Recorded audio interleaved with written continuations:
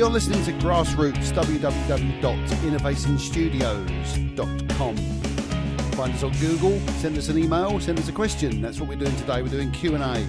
Let's have a look at our first question, straight at it. These answers and these questions come from the likes of you who are out every Friday, Saturday night, chucking your battered old amps in the back of your Vauxhall Zephyras, just about being able to close the door and going off to play the Royal Oak somewhere and playing to a load of beer-swilling public bar types. Let's go straight at it. As always, I'll always try and give you an honest opinion. I'll always give you the best advice that I can possibly give you. You can, of course, go elsewhere, and there are various and endless videos on YouTube to get exactly what you want. But from my little corner of the world, I'll give you my opinion from someone who has just stood on stages everywhere, from a pile of beer crates with a bit of wood on top, to proper stages with curtains, to theatre stages, to corners of rooms, to the place, to standing in places where the pool table usually goes. So I'll give you my perspective on the real grassroots music and the musicians who are out there every Friday, Saturday, Sunday. Some of you just trying to scratch by and earn a living. God bless you all. First question comes from Donna. And Donna's in Canvey Island. Donna says, very quick question this one. Have you ever been drunk on stage? Yes. And only once. It's very much a thing in this business where people will see it as a buzz. When you're being paid to do a job, if I worked in a bank and I turned up 9 o'clock on a Monday morning, stoned and drunk, I'd be sent home. But it seems that when people are going on stage, it's okay to do that. I don't get that. I think you're there to work. And that's not everybody, by the way. There are a lot of people out there who don't do it. And look, my way isn't always the right way. You might play better when you're drunk. But in my experience, whenever I've played shows where I was drunk, one of them was deliberate. I'd been on it all day. And the other one was kind of a bit where I ended up drinking a bit too much too quickly before I went on and had to clear my head. But I realised that the hard way is that you go on stage and you feel great. And don't get me wrong, when you're up there, it's a great show. But somebody videoed it and I saw it the next day. Oh, it wasn't the same show. And it really was a bit loose. So, I have been drunk on stage, but only twice in 30 years. And only deliberately once. I'm going to work. And if it's like they say you don't get drunk and operate heavy machinery. Well, it doesn't get any heavier than an audience full of people. That can do you serious damage if you're not on the top of your game. So, yes, I have been, but I've never been stoned. I've never done the drugs thing, but I have been drunk on stage more than once. But these days I've been pretty much... For the best part of 20 years, at least, since I walked on stage, having had anything more than maybe a shandy. Sometimes I'll have a shandy when I'm up there because I feel it's nice to... sometimes you'll sing a ballad and I like to stand and hold a beer while I sing it. Some people don't get that, but the truth of it is it's just something. It's a visual. And it's kind of, he's singing that song and he's holding a beer. And it's just more about trying to look cool than actually drinking the alcohol. Usually a pint of shandy lasts me a whole set, certainly sometimes a whole show. I don't really touch it. I've got my bottles of water. I always drink loads of water and as much as I can. So yes, Donna, I have, and I'm not proud of it. Next question comes from John in Billericay, and John says, as a former music teacher at a school in Essex, recently it's been such a shame that music seems to have dropped down on the curriculum and is no longer seen as one of the major subjects. What are your thoughts on this? Yeah, it feels a little bit as if everybody's focusing on maths and English and other things as well. And I feel a little bit, my opinion, but I feel a little bit that there doesn't seem to be, or at least in my opinion, it doesn't seem to be as big. My son is 10. And at the moment we're looking at schools. And the schools that I'm looking at, in and around sort of Essex and Basel and where I'm from and Hadley, The schools I'm looking at, you go in the French department, it's 3 corridors. You go in the maths department, it's 4 corridors. You go into the English department, it's 4 or 5 corridors. Media studies, and you go into English, and it's kind of like 3 rooms, and one of them's a teaching room. So and music lessons tend to be very much about, and they don't seem to have changed from what I've seen. When I was at school, a lot of the music lessons were sat with your mate on a Casio keyboard trying to play something with your headphones on while the teacher read a book. No offence, John, I know that's what but you'll know what I mean by that. I had a music teacher at the school I went to, Billericay, and I thought he was great because he didn't play and didn't teach the usual stuff. He was given a bit more of a free rein, I would assume. He still taught according to a curriculum, but he didn't. He was happy to play a bit of rock and roll now and again, or play something a little bit different to Beethoven or Mozart or things like that. So I find that the schools, I think maybe they see music as being a little bit more of something that you should pursue out of school hours. Maybe I don't know, maybe the powers that be kind of look down on it a little bit, but I hope they don't. I think it's just, maybe it's a resources thing. Maybe it's a thing that music isn't something for everybody, whereas English and maths and other things are important to have. Maybe they don't feel that music is as important as to everybody, and maybe they feel that music is very much about having a talent and something that you pursue. Because from what I can see, the music lessons were very much two people on the keyboard with headphones, and genuinely that's true. And then maybe 3 teaching rooms, one with a piano in it, one with a drum in it, one with a couple of guitars, and they were all empty. So it seems to me that music, and I mean the music in schools, John, as well, is like you pay a lot of money as a parent to send your child for lessons, maybe in the flute or violin or something like that. And I'm not knocking the system, but all I can say is tell you honestly, you get 15 minutes. And by the time you've gone in and you've tuned your instrument, you probably get about 14 minutes, about maybe 12 minutes. And I don't see that you can learn, and you could do that every week, 15 minutes a week. And I'll give you some idea. The school that my daughter went to, she played a recital on the flute, and a little assembly they did, and she played a recital on the flute. And then a year later, played the same recital. And I'd paid, God knows what, £60 a term or £80 a term for her to learn that. And I remember thinking, the system, I don't ever hold anybody responsible, but I remember thinking then, this system is broken.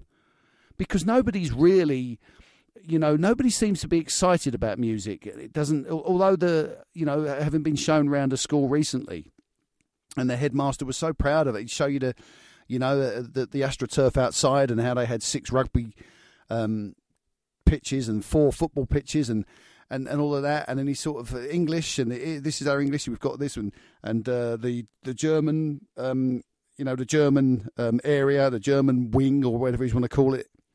And the languages department, the head of year, the library. And he sort of went, this is the music department, and sort of hardly took us down there. And, so as a musician, obviously, I take that personally, but I think a lot of people don't. And I think a lot of people really feel that music is really about something that if you want to pursue it, you can. And I don't know whether the schools push as hard as they can. But then I feel, my opinion again, that, I remember thinking when I was at school, and this is going back a bit, by the way, but when I was at school, we didn't have homework until the seniors, and and now you're getting homework from certainly the juniors, but from before that. And I always say, where would this country be if Ian Beaufort had never bowled a cricket ball, or Daley Thompson had never gone to athletics? And I feel like they teach them all day at school, and at 3 o'clock send them home with a stack of homework to do that night. And there's no time for them to kick a ball around, or be the next David Beckham, or to pick up a guitar or learn, how to do something. And it might be a passion. So to be honest with you, John, music doesn't seem to be as important in the schools as it used to be. Now, I tell you what, I'm more than happy to be wrong on this, because that's just my opinion. If there are any schools out there, headmasters or anything like that, that have a great music department or want to prove me wrong, please, by all means do, because I'll be so happy to be wrong on this. If you say to me, this is our music department, we really care about our students here, we really want them to do the best, we really want them to... I mean, a lot of schools specialise in drama, and they'd be great with drama, but the actual music, the actual art of playing an instrument or learning an instrument. When I was at school, and I took the sixth form when I'd taken music, I took music as an option, and we had to write, a few songs. So we had to be creative, and I try and do this as a music teacher, John. I try to encourage people to say, I'll say to, look, I can teach you how to play other people's music, that's fine.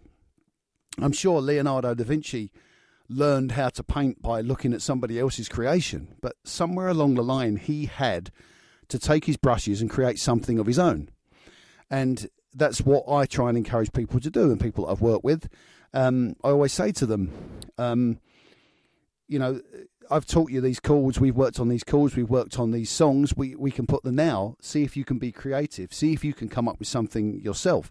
And the reason I do that is because A, I think it's important, B, I think it's more important that somebody creates something and is original than that they just become a clone of somebody else. But also, I feel strongly that that's what I was taught when I was at school, when I was in music. It was about being creative and writing a song. And my teacher at the school I went to in Billericay was great at saying to me, we need to write a song about something. And he liked the same sort of music as I liked, whereas most of the teachers in that era tend to talk to you about Haydn or the firework music or Beethoven, which is great, and I love that. But for a young kid who was brought up listening to the Beatles and loving the Who and the Stones and the Kinks, all of a sudden to have to follow a transcript of Mozart's clarinet concerto just wasn't that much fun. So I think it's important, if they're going to do anything, I can't change anything from my little shed in Hadley, I can promise you that much, but I can say to anybody out there, any of the teachers out there, anything like that, prove me wrong on this. Prove to me that music's important again, because it needs to be. Music's the most important thing that there's ever been. And I will say that as a musician, but that is the truth. From the moment you're trying to get your baby to sleep, you're singing them a nursery rhyme. From the moment you're learning your times tables, you're doing it with a rhyme or a song. From the point where you're, these days it's changed a bit, it becomes more of a rap, but it's still music. You still learn your times tables with a rhythm and with a music. You sing your lullabies to your kids when you're trying to get them to go to sleep. Every couple has a favourite song. Every person has a favourite song. Every event in your life can be celebrated with a song, and that song is Happy Birthday, or that song is Merry Christmas. There are Christmas carols. There are, we sing Auld Lang Syne on New Year. Music is the biggest time tunnel that you've ever been in. It's the fastest way to be 16 again, to put on a song that you listen to. Music is so important. When I've gone into schools, when I've talked to the teachers, when I've made little speeches, seminars, I suppose you'd call them. They drag on a bit, believe me. But the importance of music, the way that we can express ourselves through music that we can't do in any other way. Why would you not want to encourage that? Music is the freest way that somebody can get in touch with themselves. It can be therapy. It can be powerful. And for it to not be as important as some of the other things out there, to me that doesn't seem right. But I am a musician, you have to remember that. And if I was a rugby coach, then I'd be saying, it's amazing how they've got 6 rugby pitches and 4 football pitches. So it's personal opinion, but to be honest with you, John, I feel a little bit that music isn't as important. My children don't get homework from music. I was delighted, by the way, the other day that my daughter came home from school. I picked her up and she said that the teacher had gone through, as part of their music lesson, had gone through some of the Beatles songs and was trying to analyse them. And so that's a nice thing. There's also a programme on the BBC, which I can't name, but that I'm sure it's the BBC, that is based on a lot of little bugs, and it's based on the Beatles music. So a band as important as that is still out there. But I said to Jennifer, we'll go in tomorrow and ask him to analyse I Am the Walrus and see how he gets on with that, because there's no sense in that at all. John, music should be more important. Music should be more important anyway. But I hope that you're happily retired, if you are retired. As you said, you're an ex-music teacher. And I wish you all the best. And thank you very much for your question, John. Innovation Studios has all the tools you would need to bring your music to life. Get in touch to book a free consultation. This is our opportunity to chat about your music, listen to demos, and if you're unsure, find which pricing would fit you best. There are no hidden costs. Once a booking is made and price agreed, there are no further hidden charges. Our team at Innovation Studios are professional musicians, and we know that sometimes a recording may run into an extra hour or an extra day, but your original price will stand. Guidance that will help you make a great sounding album at an affordable price. www.innovationstudios.com.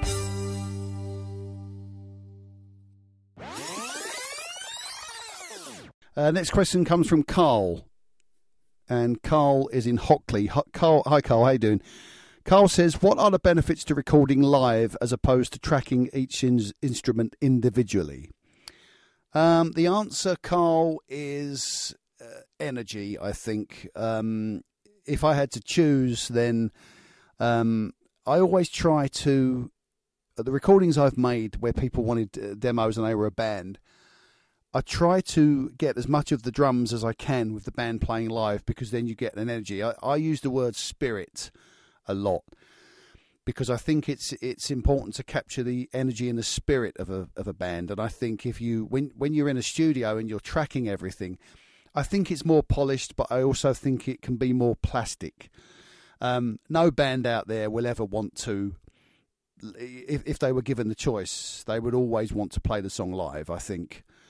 But it comes down to the musicality, it comes down to the individuals, it comes down to talent, capability, capability. It's that really. But I think by recording a band live, what you're trying to do as a producer, as an engineer, is really to get the drums and maybe the bass, if you can, in that take. Because the guitars can be tweaked afterwards, and they can make a difference. But guitar players are a different breed. We're happy to just bang a solo out and we can get right into it anyway. But I think drummers and bass players, because they're the difference, in my opinion, between whether a song bounces or it doesn't. So if you're trying to get the drums, you want the drums live. You don't want your drummer to go in cold, because then he starts thinking about the structure of the song. So if you're able to get him in a drum booth, if you're able to put the microphones through, or in my case, what I did with one of the bands I recorded, Supervillain, was to go to their recording, the rehearsal room, and I recorded the drums and the bass live, and then we overdubbed the guitars afterwards. But I was able to get a lot of the leakage off of the drums, and also through using various different programs, you're able to put a program on the snare. And just basically, you can take the timing of the kit that was played at the time by Max, and you're able to then program it using various different softwares to program it to go through a programmed kit to get the perfect snare that you can get, which in turn gets rid of a lot of the leaking and stuff like that. And in the end, I think I only really left on the overheads, which just had a little bit of atmosphere. But I'd say to the boys, the singer, you just do what you do, and everyone's got to turn down a little bit, but he has to play in the same way. So playing live gives you an energy and an enjoyment. Making the first few albums in wall to wall, we put the work in the rehearsal room. We went in, we played the songs live, and then we overdubbed the guitars and the vocals afterwards, kept the drums. May have overdubbed the bass, I can't remember, it was a long time ago, but It's more important that your drummer has the energy and has that thing around him. And that's not to say that drummers can't play on their own, because you can, lads. But I think the spirit of a band depends on the energy, and playing live is better. Layering stuff, which is what I do in the matching, I layer it.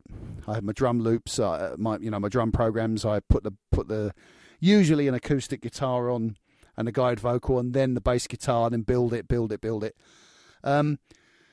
But you never have the same energy. And a lot of the famous and legendary bands have said the same thing, that the studio stuff is really just to get the music out there. Where it comes alive is live. And if you listen to maybe the same...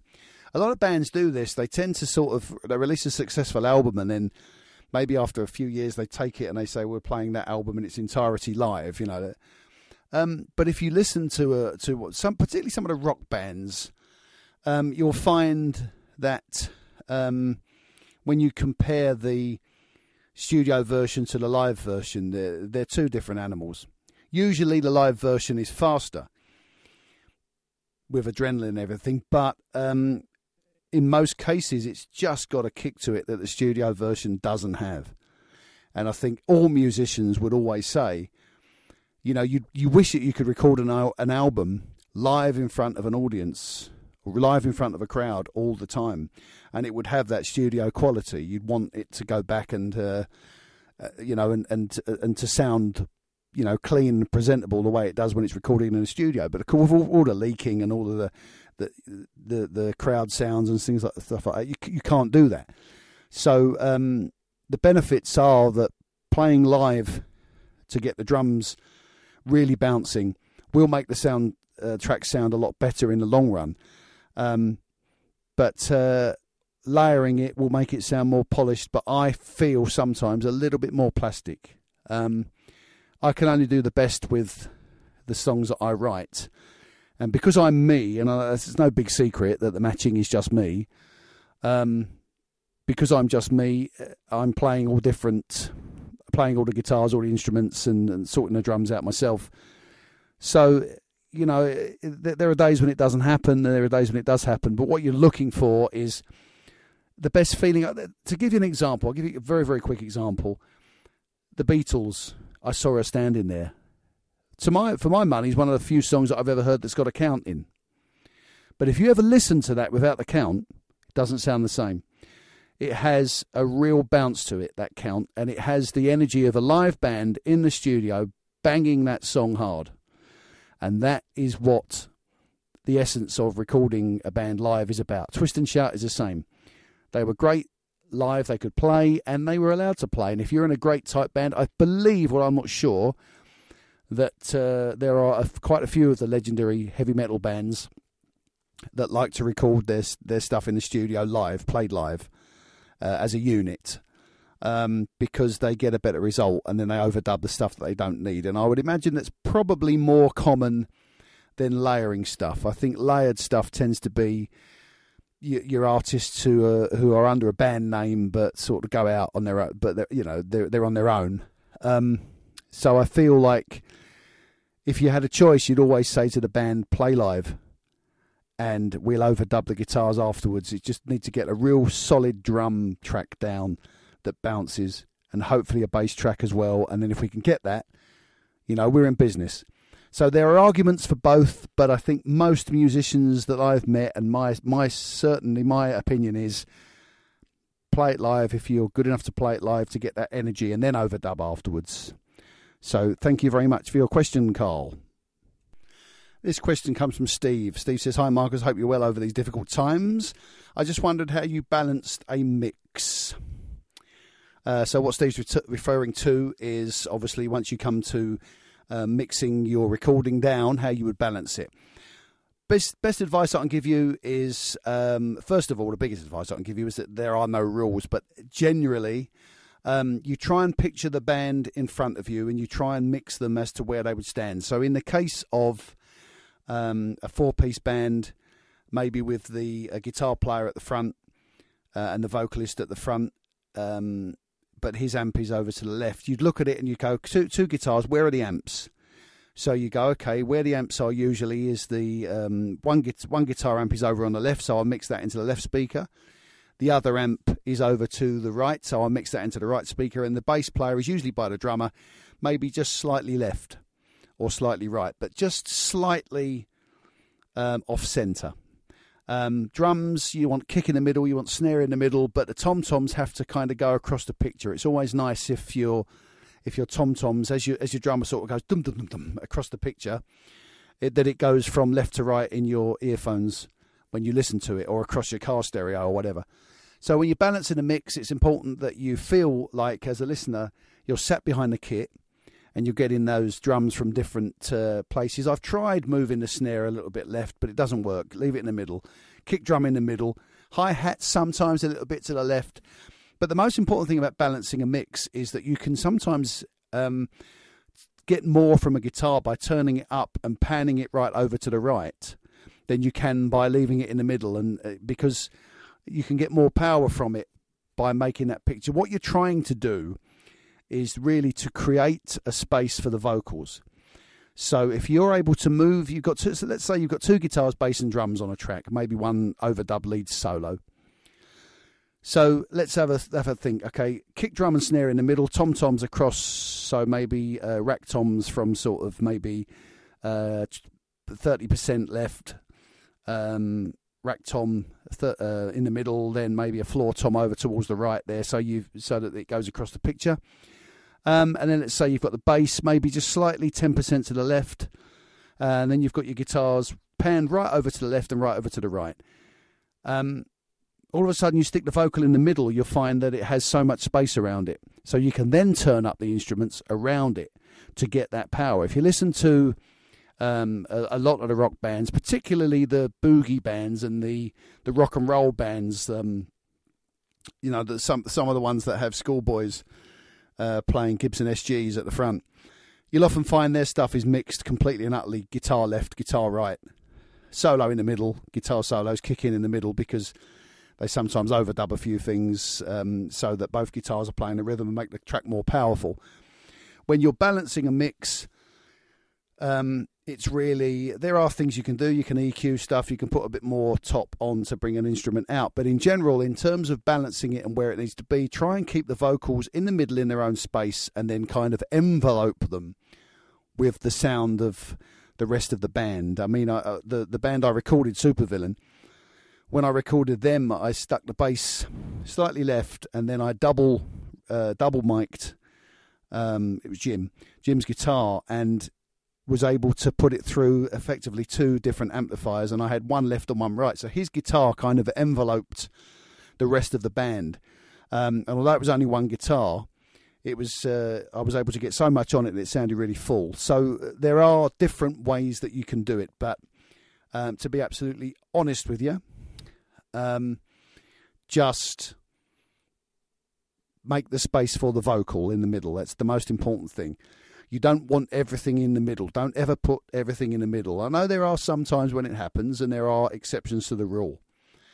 And if you listen to some of the early Beatles stuff, you'll find that, a lot of the vocals come out the left speaker and the music comes out the right speaker. But you have to remember that when that was mixed, it was mixed to be played on a record player that had like two speakers, one at the top and one at the bottom. So they wanted the vocals to come out the top speaker and the music to come out the bottom. It was like one of a box that you used to play. I mean, I'm not old enough to remember it, I've got to say that, but from what I've read.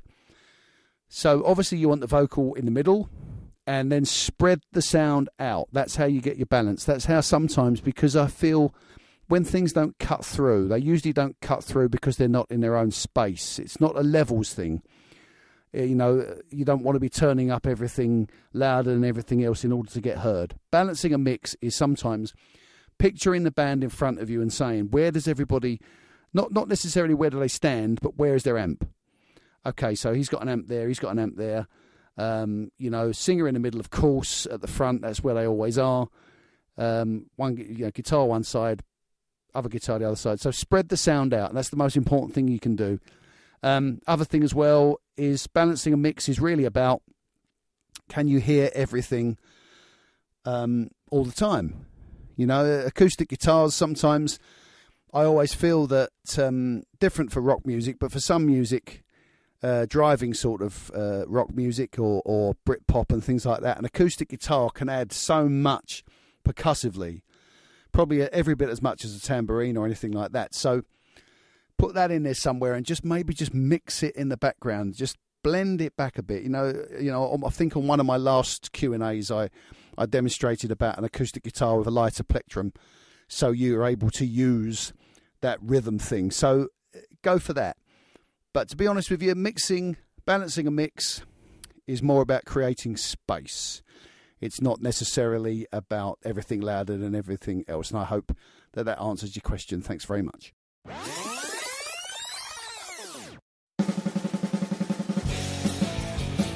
Innovation Studios, hoodies, many colours and sizes available. Our logo proudly emblazoned on the front. The back can be personalised with your name or your nickname, or anything you want, as long as it isn't too shocking. Click to order online, www.innervationstudiosuk.com. Our last question today comes from Glenn, and Glenn says, it doesn't say where Glenn's from. Hi Marcus, I just wondered, what is a good way of memorising chords and scales? Well, scales is really about muscle memory. It's just about playing them over and over again. It's be easy for me to say practice, practice, practice. But sometimes memorising chords, you have to remember that when you're playing a chord, you are essentially, if you're playing a guitar for the first time, that you are effectively making a fist in the shape of a chord. Because what a lot of people will tell you is you need to put your fingers on and push really hard. You don't push really hard. You wrap your thumb around if you can, and you squeeze like an orange. If you're trying to squeeze an orange, you squeeze it.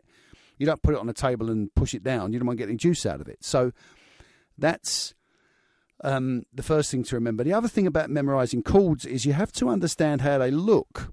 It's not about this string, and this string. It's about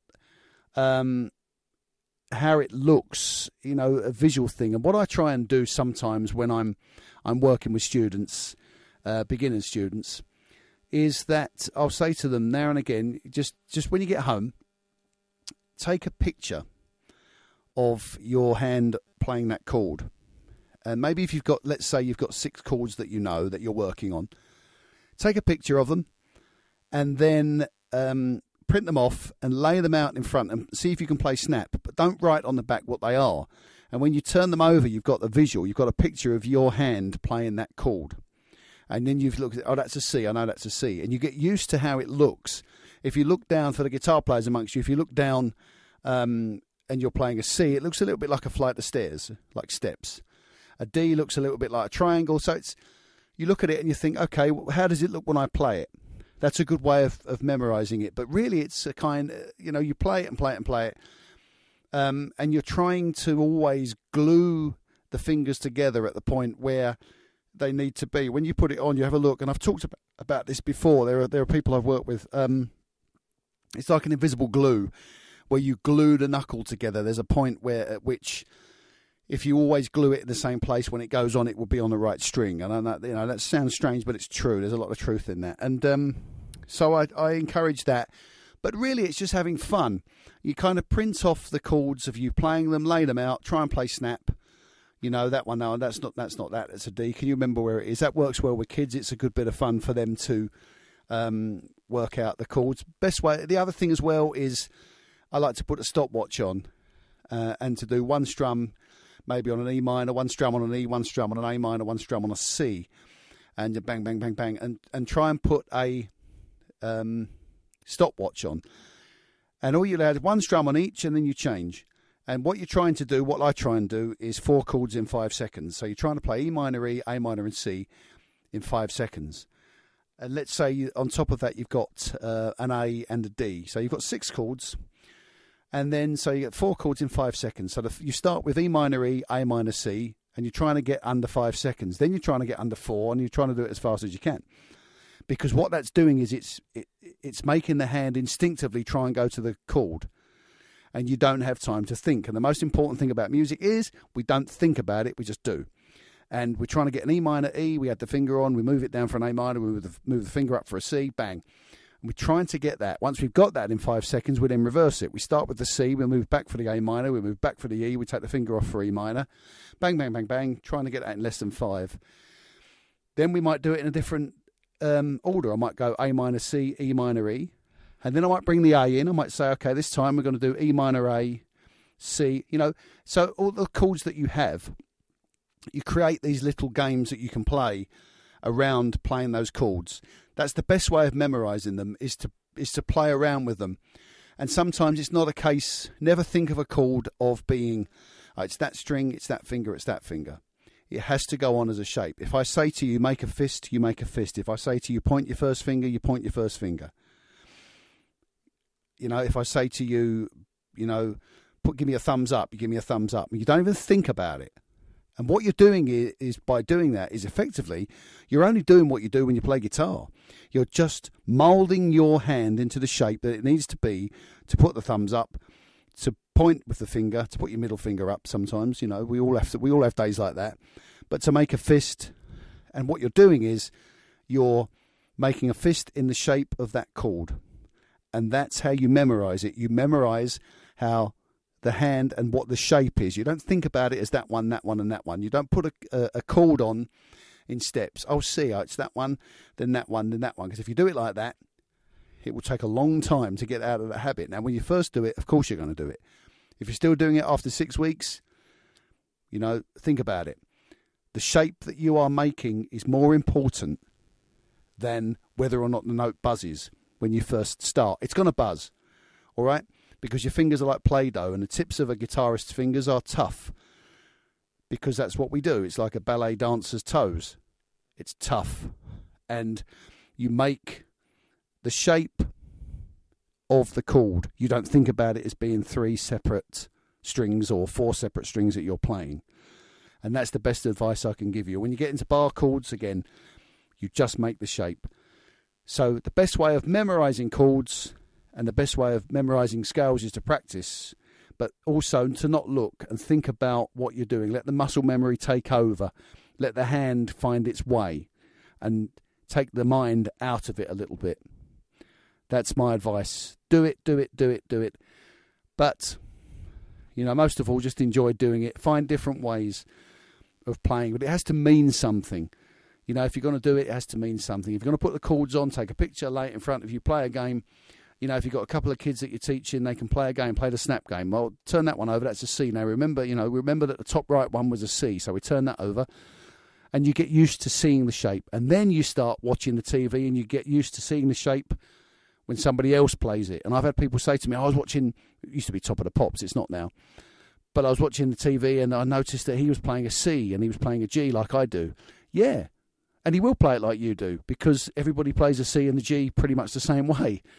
It's just that he can do it a lot quicker, and he's done it, and he doesn't think about it. You're still thinking about it.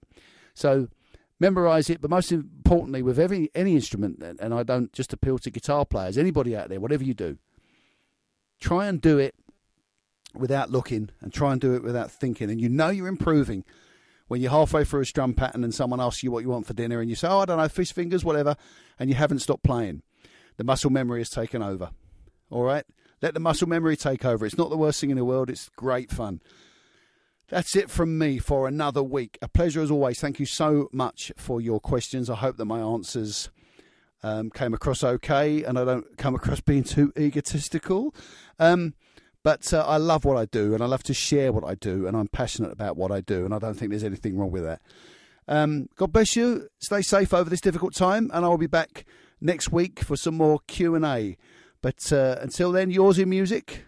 Signing off. Don't forget, send me an email, www.innervationstudiosuk.com for the website, and the email is innervationstudios@gmail.com. Send me your questions, and I will answer them to the best of my abilities. Until I see you soon, and I will see you soon, take good care, won't you?